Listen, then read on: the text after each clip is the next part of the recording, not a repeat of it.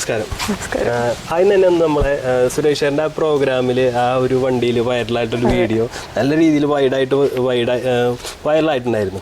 അപ്പോൾ അന്നത്തെ ആ പ്രോഗ്രാമിൻ്റെ ഇടയ്ക്ക് വണ്ടിയിൽ ഒരുപാട് ആൾക്കാർ വണ്ടിയിൽ കയറിപ്പറ്റാനും സുരേഷേട്ടനെ കാണാനൊക്കെ ഒരുപാട് ആൾക്കാർ ശ്രമിച്ചെങ്കിലും ഒരുപാട് ആൾക്കാർ നടന്നിട്ടില്ല.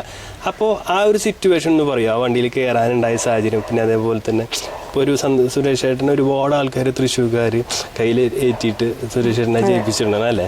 അപ്പോൾ ഒരുപാട് ആൾക്കാർക്ക് ലിമിറ്റഡ് ആയിട്ടുള്ള ഒരു ഹാപ്പിനെസ് ഉണ്ടായിരിക്കും ആ ഒരു സമയത്ത് തോന്നി. അങ്ങനെ തോന്നിയിരുന്നു ശരിക്കും ഡാൻസ് കളിക്കണമെന്ന്? അത് അൺഎക്സ്പെക്റ്റഡ് ആയിട്ട് സംഭവിച്ചതാണോ? ഒരു ഞാൻ ഇവിടെ ഉണ്ടാവാറില്ല, ഞാൻ മണിപ്പാൽ കോളേജിലാണ് ഉണ്ടാവാറ്.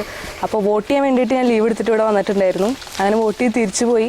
പിന്നെ ക്ലാസ് കഴിഞ്ഞ് കറക്റ്റ് ഇവിടെ എത്തിയ ടൈമിലായിരുന്നു റിസൾട്ടും എല്ലാതും.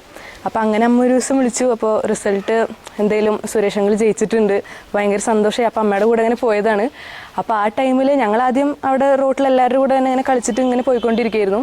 അവസാനം ആയപ്പോഴാണ് ഞങ്ങൾ വണ്ടിയിലൊന്ന് കയറി കളിക്കാൻ നിന്നത്. അപ്പോൾ അവിടെ കുറേ പേര് കളിക്കുന്നുണ്ട്. അപ്പോൾ ആ ഒരു ഓളത്തിൽ ഇങ്ങനെ കളിച്ചത്. അപ്പോൾ വണ്ടിയിലായാലും അനീഷേട്ടനും ഹരിച്ചേട്ടനും ദിനിച്ചേട്ടൻ, ഇപ്പോൾ നിമാൻഡി, പിന്നെ നിമാൻഡിയുടെ മോൻ എല്ലാവരും കളിക്കുന്നുണ്ടായിരുന്നു. അപ്പോൾ ആ ഒരു ഇതിലങ്ങനെ താഴ്ത്തായാലും കുറേ പേര് നിന്ന് കളിക്കുന്നുണ്ട്. അപ്പോൾ ആ ഒരു ഓളത്തിൽ കളിച്ചതാ. പിന്നെ ചുറ്റും എന്താ പറയുക, കുറേ ന്യൂസ് ചാനലുണ്ട്, മീഡിയാസ് ഇങ്ങനെ ചുറ്റും നിൽക്കുന്നുണ്ട്. അപ്പോൾ എന്നെയാണോ ഫോക്കസ് ചെയ്യണം ഒന്നും എനിക്കറിയില്ല, കാരണം അവിടെ സുരേഷങ്കളിനെ കാണാൻ വേണ്ടിയിട്ടാണ് എല്ലാവരും വന്നിട്ടുള്ളത്. അപ്പോൾ അതിൻ്റെ ഇടയിൽ എന്നെ ഫോക്കസ് ചെയ്യേണ്ടതൊന്നും അറിയണ്ടായിരുന്നില്ല.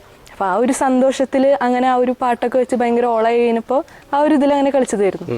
അപ്പോൾ ആ ഫുട്ടേജ് ഇങ്ങനെ വൈറലായത് എത്ര ദിവസം കഴിഞ്ഞ് അന്ന് തന്നെ വീഡിയോ കണ്ടോ? വൈറലായത് അങ്ങനെ അറിഞ്ഞോ? അതായത് കറക്റ്റ് ദിവസം തന്നെ പ്രോപ്പറായിട്ട് അറിഞ്ഞോ? ഇല്ല, ഞാൻ അന്ന് അറിഞ്ഞിട്ടുണ്ടായിരുന്നില്ല. ഞാൻ അടുത്ത ദിവസം എനിക്കിങ്ങനെ ഓരോരുത്തരിങ്ങനെ വീഡിയോസ് ഇങ്ങനെ അയച്ചു തരുമായിരുന്നു, വൈറലായല്ലോ എന്നൊക്കെ പറഞ്ഞു കഴിഞ്ഞപ്പോഴാണ് ഞാനും ഇതെടുത്ത് കാണുന്നത്.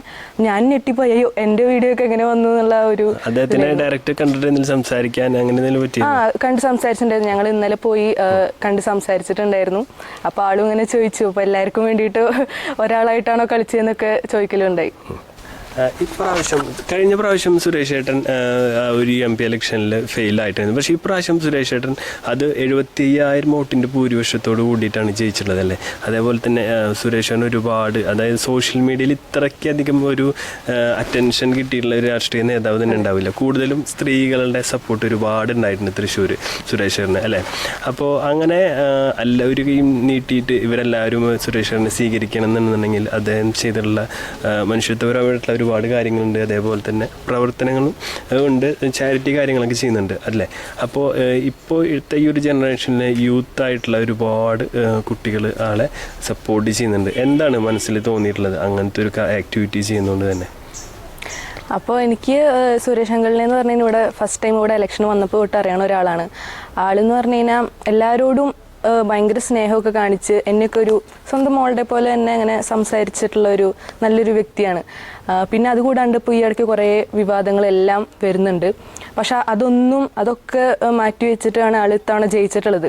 അപ്പോൾ ഒരുപക്ഷെ അതൊക്കെ ഇവിടെയുള്ള സ്ത്രീകളൊക്കെ വിശ്വസിച്ചിട്ടുണ്ടായിരുന്നെങ്കിൽ ഒരിക്കലും ആൾക്ക് ചിലപ്പോൾ ജയിക്കാൻ പറ്റിയെന്ന് വരില്ല. അപ്പോൾ അതൊന്നും ആരും ഇവിടെ ഉള്ളിലേക്ക് എടുത്തിട്ടില്ല എന്നുള്ളതാണ് അതിൻ്റെ ഒരു സത്യം.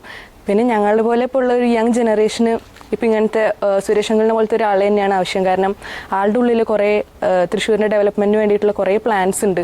അപ്പോൾ അതുകൂടാണ്ട് ആൾ ചെയ്യുന്ന കുറേ ചാരിറ്റി കുറേ പേര് സഹായിക്കുന്നുണ്ട്.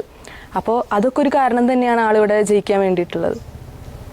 ഓക്കെ, അപ്പോൾ എന്തായാലും ഈ ഒരു വീഡിയോ കൂടെ വൈറലായിട്ടുള്ള ഗൗരിക്ക് സുരേഷിന്റെ എത്രയും പെട്ടെന്ന് കോൺടാക്ട് ചെയ്യട്ടെ. സുരേഷിന്റെ വീഡിയോ കണ്ടിട്ടുണ്ടോന്ന് അറിയില്ല. ഞങ്ങൾ ഇന്നലെ സംസാരിച്ചിട്ടുണ്ടായിരുന്നു, ഞങ്ങൾ കാണാൻ പോയിട്ടുണ്ടായിരുന്നു. വീഡിയോ കണ്ടോ? കണ്ടിട്ടുണ്ടായിരുന്നു എന്ന് പറഞ്ഞു. അപ്പൊ ഞാൻ ചോദിച്ചു, ഭയങ്കര ആവേശമായിരുന്നല്ലോ. ഇപ്പൊ എനിക്ക് കളിക്കാൻ പറ്റാത്തതുകൊണ്ട് കൂടി അതുകൂടി ആള് കൂടി എന്താ പറയാ, എല്ലാവർക്കും കൂടിയിട്ട് വേണോ കളിച്ചതൊക്കെ ചോദിച്ചിട്ടുണ്ടായിരുന്നു. അപ്പൊ എന്തായാലും ആ വീഡിയോ കൂടെ തന്നെ അദ്ദേഹത്തിന് ഡയറക്റ്റ് സംസാരിക്കാൻ പറ്റില്ല. ഒരുപാട് സന്തോഷം. എന്തായാലും thank you so much. Thank you.